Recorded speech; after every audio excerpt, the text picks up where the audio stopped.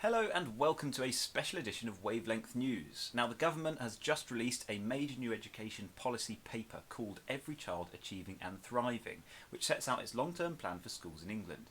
Now, these white papers are usually packed with policy language and long-term ambitions, so today I want to do something different. I'm going to break it down into the key changes parents are most likely to notice, and also some of the potential concerns people are already raising.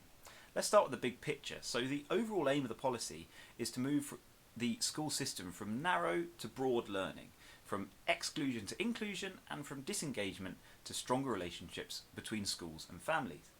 Now, on paper that sounds promising, but the real question is, what will that actually look like in classrooms? First up, a broader curriculum. The government wants schools to move away from being overly focused on exam results and instead provide a broader education. That means more emphasis on things like communication skills, enrichment activities, sport, the arts, and wider knowledge alongside those core academic subjects. For parents, that could mean children having more opportunities outside traditional lessons and a greater focus on skills like speaking, confidence, critical thinking, and things like that.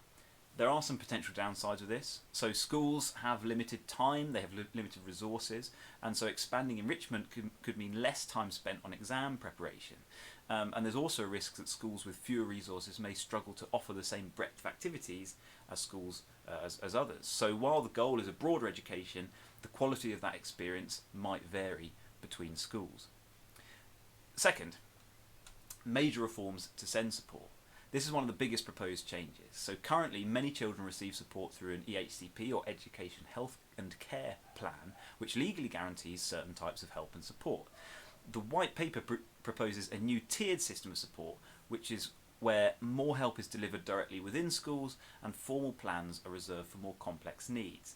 The intention is that children receive help earlier without long diagnostic processes and trying to remove some of that red tape. However, and for some families that could mean getting quicker support. However, critics are concerned that a tiered system would mean that if fewer children receive legally protected plans like EHCPs, parents might find it harder to challenge schools if the support they're getting isn't sufficient. So while the goal is earlier intervention, some worry it could mean less enforceable protection for families. Third, we want more specialist support inside schools. So the government wants mainstream schools to become more inclusive by giving them better access to specialists such as speech therapists, psychologists and SEND experts. In theory, this means this means more help being available directly through schools rather than through external services. But there's a practical challenge here. Across the country, there's already a shortage of many of these specialists, so even with additional funding, schools might struggle to recruit the expertise needed to make this work consistently, and that's if they're given enough funding to run these things in the first place. Fourth, a stronger focus on attendance and engagement. So the white paper highlights rising absence levels as a major issue. In response, schools will likely place greater emphasis on attendance monitoring and pupil engagement. This is something we're already seeing happen at the moment. Parents may see more communication from schools about attendance, as well as new efforts to measure how connected children feel to school life. So while the goal is to improve engagement, some families worry that increased attendance targets could lead to more pressure or penalties on the family, particularly for children dealing with anxiety or health issues where they just can't get into school as much as they need to. Fifth, changes to the structure of schools themselves. Over time, government expects most schools to operate within large groups known as academy trusts. Most schools are currently already in an academy trust. And the idea behind them is that schools collaborate more closely, they share expertise and support each other's improvement. And for parents, that might mean schools sharing resources, staff or curriculum approaches, but little change in terms of day-to-day life potentially. One criticism often raised is that large trusts can centralise decision making, which means less autonomy for individual schools, less local accountability, and so there are concerns in that area. Sixth, more teachers and more training. The policy includes plans to recruit thousands of additional teachers and expand professional training further. And better training could improve classroom practice, particularly around supporting pupils with additional needs.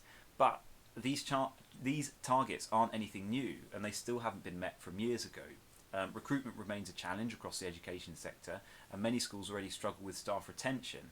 Add to this that school budgets are so stretched that many are struggling to afford their current teaching staff, and school budgets have been cut in real terms for the past however many years, reaching those targets is going to be easier said than done.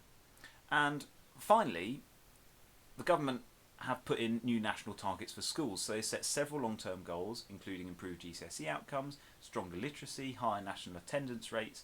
Now, targets can help focus improvement, but they also come with risks. So schools are going to prioritise pupils who are close to key grade boundaries, while others, including the highest achievers and those needing the most support, might receive less attention. But again, this isn't anything new, particularly especially with schools when schools face the pressures of league tables and things like that. So what's the overall takeaway here? So the white paper is aiming to raise standards while making mainstream schools more inclusive, offering broader opportunities and earlier support for pupils.